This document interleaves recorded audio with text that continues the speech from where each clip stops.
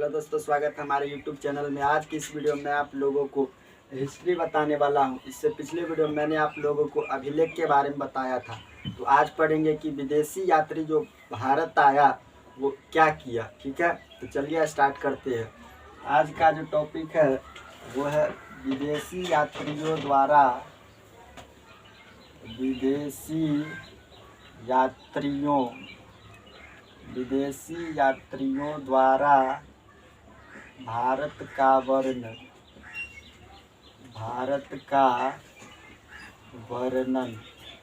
विदेशी यात्री जो आया भारत में वो भारत के बारे में क्या सब बताया। ठीक है, तो पहला है आपको हिस्टोरिका।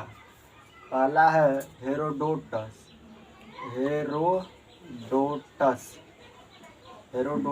क्या किया? हिस्टोरिका नामक पुस्तक की रचना किया। हिस्टोरिका हेरोडोटस क्या किया कि हिस्टोरिका नामक पुस्तक की रचना किया। हेरोडोटस हिस्टोरिका के रचनाकार कौन है? तो हेरोडोटस। उसके बाद समझिए हिस्टोरिका का रचनाकार हेरोडोटस। उसके बाद मेगास्थनीज जो था वो इंडिका की रचना किया। मेगास्थनीज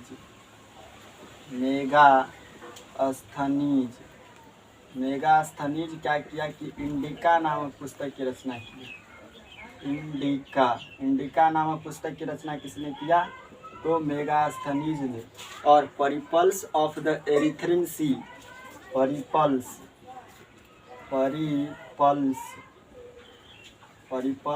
ऑफ द एरिथ्रिन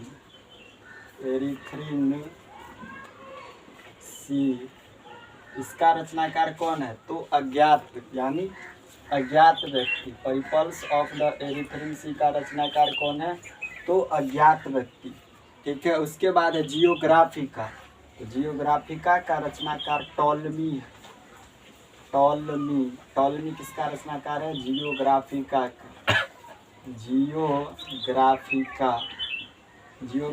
का रचनाकार कौन है? तो टॉलमी है। और नेचुरल हिस्टोरिका का रचनाकार कौन है? प्लिनी जो है वो नेचुरल हिस्टोरिका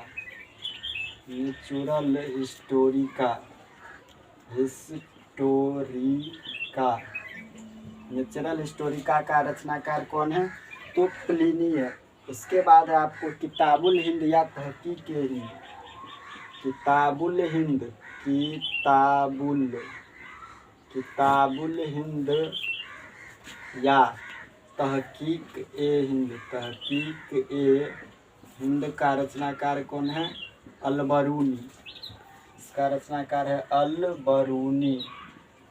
अलबरूनी रचनाकार है। ठीक है, उसके बाद चीन का यात्री कौन था? तो मार्को पोलो था।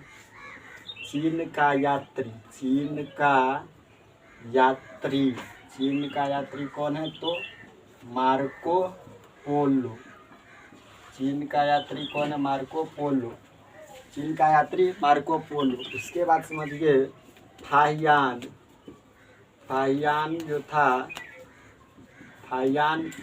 होक्यूकी नामक पुस्तक की रचना किया था।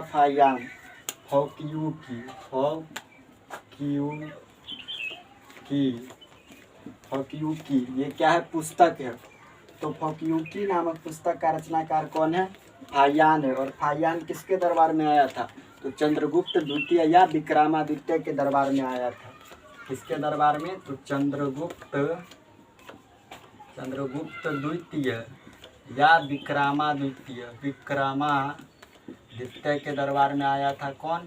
फाहियान आया था। ठीक है, और 9वां में जो है आपका वो है ह्वेंत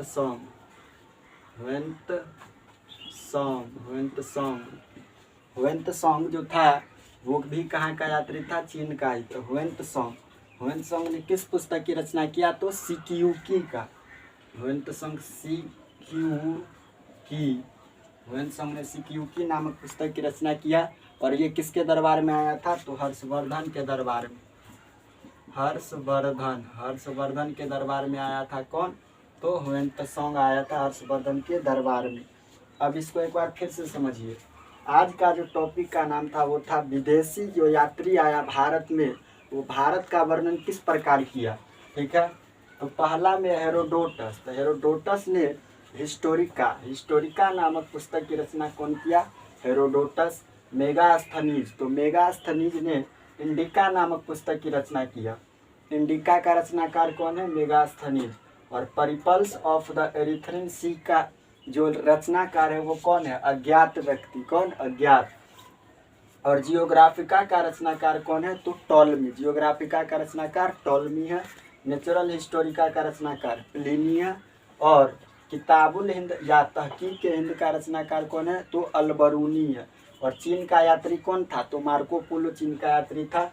और फाहियान ने फॉक्यूकी नामक पुस्तक की रचना किया। और विक्रमादित्य या चंद्रगुप्त द्वितीय के दरबार में आया था फाहियान। से फाहियान और से फॉक्यूकी नामक पुस्तक की रचना किया।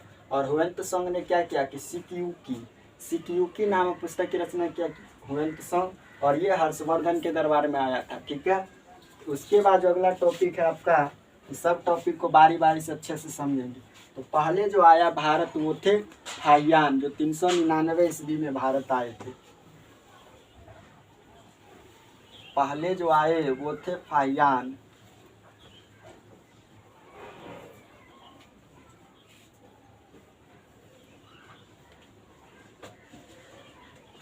कौन आए पहले, पहले आए आपको फाहियान।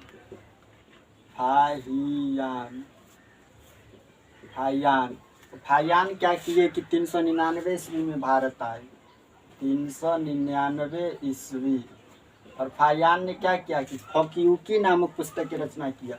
फाहियान, फौसे फाहियान और फौसे फॉक्यूकी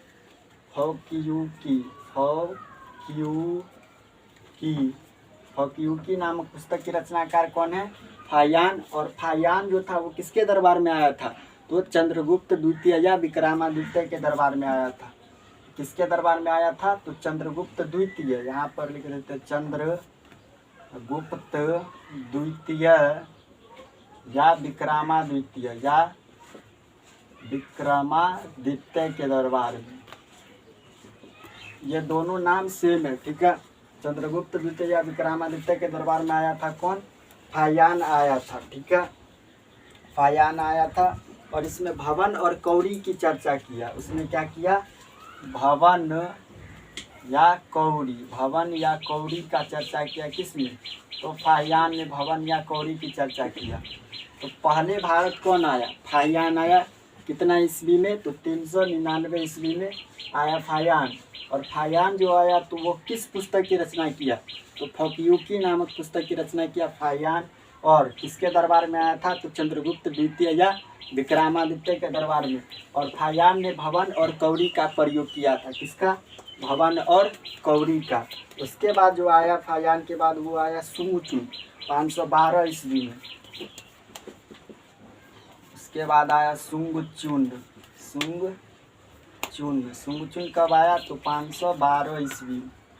सुंगचुन आया 512 ईस्वी में। सुंगचुन ने क्या किया, सो सुनिए। ये चीन का यात्री था। और यह बंगाल के बोस में लिखा हुआ है सुंगचुन कहाँ का यात्री था, चीन का यात्री। सुंगचुन जो था वो चीन का यात्री था। और यह कहाँ लिखा हुआ है, तो बंगाल के बोस में। कहाँ लिखा हुआ है, तो बंगाल के बोस में लिखा हुआ है। कहाँ, बंगाल के बोस में लिखा हुआ है सुंगचुन आया 512 ईस्वी में। फाहियान के बाद आया सुंगचुन कहाँ का यात्री था, चीन का यात्री था। और यह बंगाल के बोस में लिखा हुआ है। सुंगचुन के बाद कौन आया, हुएंत्सोंग आया।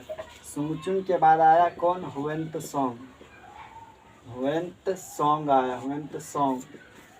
हुएंत्सोंग आया 629 ईस्वी में। हुएंत्सोंग आया कब, 629 ईस्वी में। हुएंत्सोंग आया कब, 629 ईस्वी में हुएंत्सोंग आया।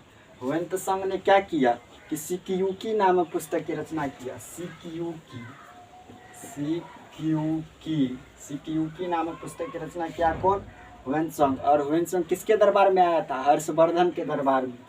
हुएंत्सोंग किसके दरबार में आया था, हर्षवर्धन के दरबार में आया था हुएंत्सोंग ने। और सिक्यूकी नामक पुस्तक की रचना किया था हुएंत्सोंग ने। ठीक है, उसके बाद ह्वेनसांग ने क्या किया कि 629 ईस्वी में भारत आया, सिक्यूकी नामक पुस्तक की रचना किया और हर्षवर्धन के दरबार में आया था ह्वेनसांग। और ह्वेनसांग जो था वो नालंदा विश्वविद्यालय में अध्यापन तथा अध्ययन भी किया और अध्यापन भी किया। ह्वेनसांग ने किस विद्यालय में? नालंदा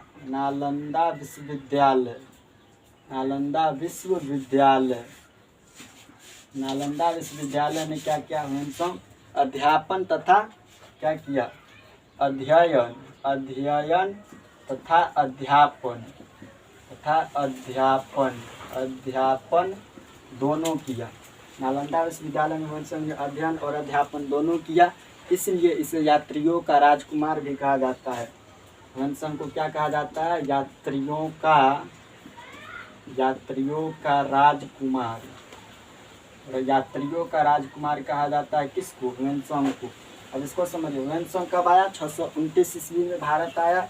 ह्वेनसांग 629 ईस्वी में भारत आया, किस पुस्तक की रचना किया? सिक्यूकी की। और किसके दरबार में आया? तो हर्षवर्धन के दरबार में आया। और किस विद्यालय में उन्होंने शिक्षा अर्जन किया? तो नालंदा विश्वविद्यालय में पहले खुद पढ़े और पढ़ने के बाद जब अच्छे पद पर चले गए तो वो उसमें पढ़ाने भी लगे। ठीक है, तो नालंदा विश्वविद्यालय में पहले अध्ययन किए, पहले खुद पढ़े, उसके बाद फिर अध्यापन करवाए यानी पढ़ाए भी।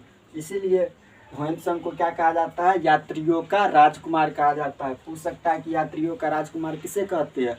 तो ह्वेनसांग को, जो 629 ईस्वी में भारत आया था। उसके बाद कौन आया? ह्वेनसांग के बाद से सुनिए, इत्सिंग आया 673 ईस्वी में। इत्सिंग कब आया? 673 ईस्वी में। 673 ईस्वी में कौन आया? इत्सिंग आया। इत्सिंग जो था वो कहाँ का यात्री था? चीन का। इत्सिंग आया 673 ईस्वी में, चीन का यात्री था। कहाँ का? चीन का यात्री था। कौन? इत्सिंग। इत्सिंग कहाँ का यात्री था? चीन का। इत्सिंग जो था वो चीन का यात्री था। और यह इत्सिंग ने क्या किया कि त्रिपिटक की 400 जो प्रतियां यानी फोटो को अपने साथ लेकर के चीन चला गया। इत्सिंग 673 ईस्वी में आया और चीन का यात्री था कौन? इत्सिंग। इत्सिंग ने क्या किया कि त्रिपिटक की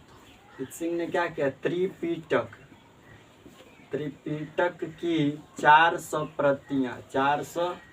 प्रतियां का मतलब हो गया फोटो कॉपी। 400 प्रतियां फोटो कॉपी अपने साथ चीन ले गया। कौन? इत्सिंग। इत्सिंग आया 673 ईस्वी में भारत। इत्सिंग कहाँ का यात्री था? चीन का यात्री था। त्रिपिटक की 400 प्रतियां। त्रिपिटक एक पुस्तक है जो बौद्ध धर्म का पवित्र पुस्तक क्या है? तो त्रिपिटक है, यानी त्रि का मतलब होता है 3। त्रिपिटक जो है वो 3 पुस्तकों का समूह है, इसलिए इसका नाम क्या पड़ गया? त्रिपिटक। तो त्रिपिटक की 400 प्रतियां यानी 400 जो पेज था उसका फोटो कॉपी अपने साथ लेकर चीन चला गया। कौन? तो इत्सिंग। कौन चला गया? इत्सिंग 673 ईस्वी में आया था। इत्सिंग के बाद कौन आया? Ibn Battuta. और उसके बाद आया आपको इब्न बतूता के बाद अब्दुल रज्जाक। इस दोनों टॉपिक को समझना है, पहले इसको एक बार फिर से देखिए। पहले कौन आया? फाहियान आया 399 ईस्वी में। फाहियान फकियुकी नामक पुस्तक की रचना किया और किसके दरबार में आया? चंद्रगुप्त द्वितीय या विक्रमादित्य के दरबार में आया फाहियान। और फाहियान ने भवन और कौड़ी का प्रयोग किया था। कौन? फाहियान। उसके बाद आया सुंगचुन आया 512 ईस्वी में। और सुंगचुन भी कहाँ का यात्री था? तो चीन का ही यात्री था। और यह बंगाल के बोस में लिखा हुआ है। पूछ सकता है कि बंगाल के बोस में क्या लिखा हुआ है? तो सुंगचुन। उसके बाद आया ह्वेनसांग 629 ईस्वी में। ह्वेनसांग ने क्या किया कि सिक्यूकी नामक पुस्तक के रचनाकार कौन है? तो ह्वेनसांग हर्षवर्धन के दरबार में आया था। ह्वेनसांग ने नालंदा विश्वविद्यालय में अध्यापन तथा अध्ययन दोनों किया, इसलिए ह्वेनसांग को यात्रियों का राजकुमार कहा जाता है। उसके बाद आया इत्सिंग आया 673 ईस्वी में। इत्सिंग चीन का यात्री था और इत्सिंग ने त्रिपिटक यानी बौद्ध धर्म की पवित्र पुस्तक त्रिपिटक के 400 प्रतियां यानी फोटो को अपने साथ लेकर चीन चला गया था। कौन? इत्सिंग। उसके बाद कौन आया? उसके बाद इत्सिंग के बाद आपको आया इब्न बतूता। कौन? इब्न बतूता आया। इसके बाद कौन आया? Ibn Battuta.